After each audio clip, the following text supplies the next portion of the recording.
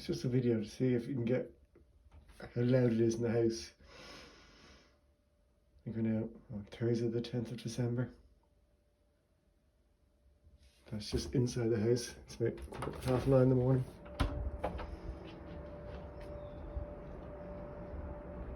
This is what we're being subjected to every single day.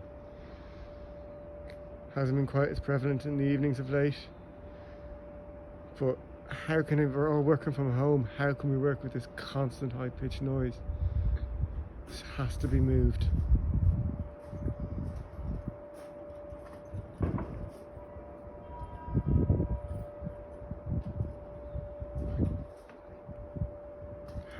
Can that be deemed acceptable?